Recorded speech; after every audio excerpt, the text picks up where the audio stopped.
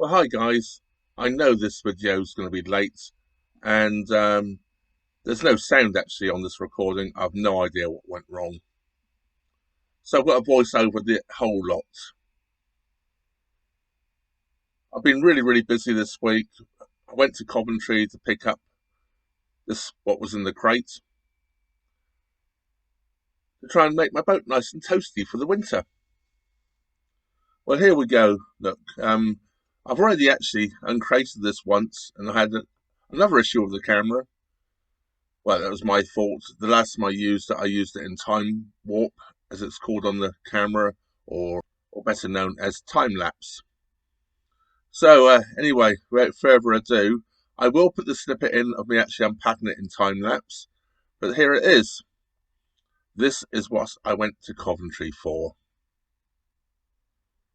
And people were guessing that squirrel and all this. And I came back and said, closer to a palace than a squirrel. Because the model of this fire is called a Buckingham.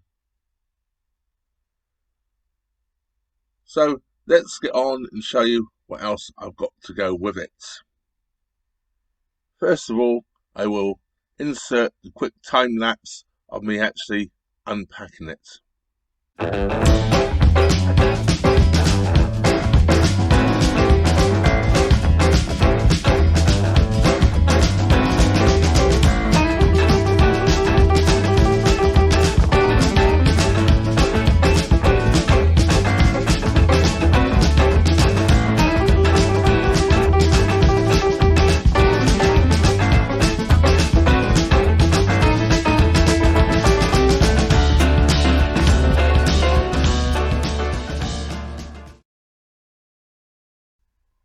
There you have it. That is what was in the crate.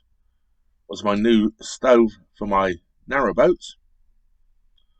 Now, I'll show you also the other things I've purchased to go with the stove, like the new chimney, and flue pipe and cowling, etc. So let me show you all those as well. So firstly, we have here the piece which actually attaches to the stove, and let's just grab it quickly. Here it is. Now the stove actually has a 5-inch. This is actually a 6-inch chimney system, as per recommended by the manufacturer of the stove. Now all of this may look black, and you may not realise it is all made out of stainless steel.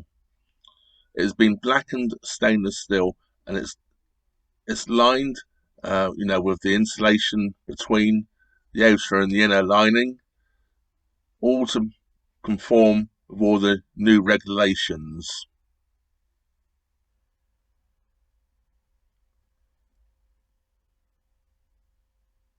Now here we have the main chimney part. Once again, all blackened stainless steel, and this would take it basically from that adapter to almost the roof. Quite heavy, quite robust, and British made. The manufacturer actually says this will all join together without actually using any fire cement or whatever, but I will be using some of that high temperature sealant that one can get these days on all the joins. Next we have here the section which would take it from just inside the boat through the roof. As you can see, this just nicely civils together. I'm not going to push it in because actually it's quite hard to get out. And there's a band which goes around and locks the two together. And that will take it through the roof. There is a bracket which fixes to the inside of the roof to stabilise it all and to support it all, so it's not sitting on the weight on the fire.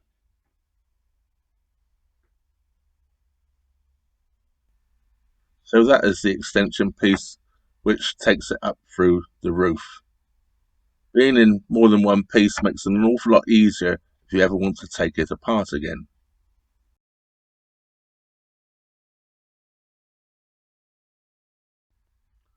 Well, now to get what I consider the piece de la resistance. As you can see, I'm sitting on my bed doing this. It was the easiest place to do everything.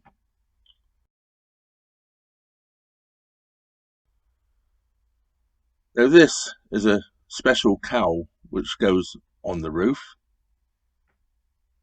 Let's just grab out the box here.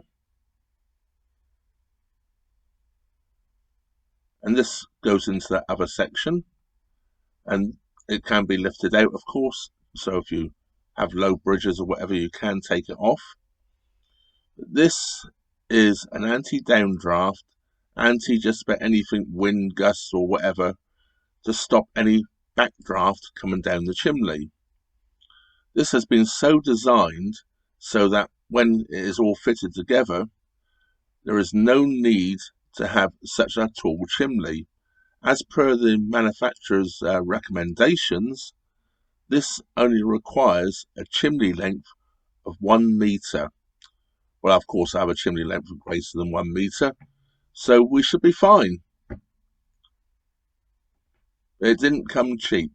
That cowl cost £138 and a few pennies. But yes, I think it's well worth it though. And once again, it is all in stainless steel, and it has little wiry bits around it to stop the little birdies getting in.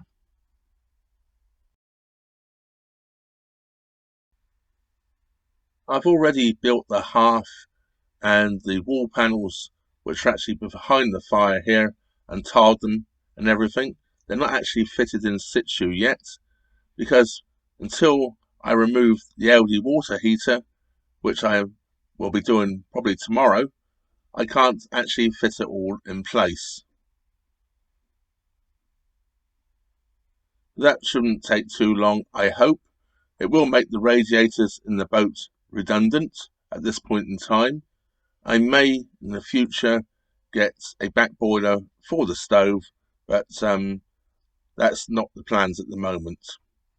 And I'm also going to get a separate water heater for the hot water, because the Aldi water heater is pretty darn useless, to be honest with you.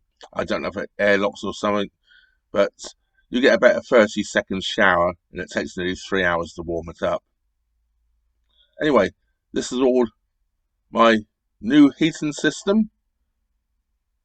I'm looking forward to using it and keeping toasty this winter.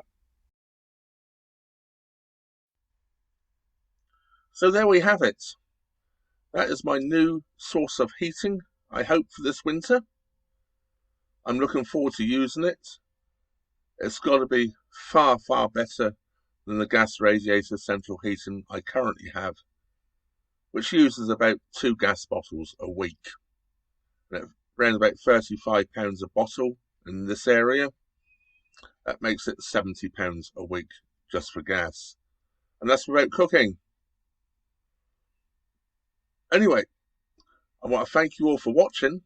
I'm sorry it was a bit of a mess about video. I have literally just thrown this together Saturday morning because I didn't have a video ready for you guys for today. I've been so busy going to Coventry, as I say, to pick up the stove, and I've had problems with my cameras. My GoPro has been giving me all sorts of problems, so I've been trying to get that sorted out as well.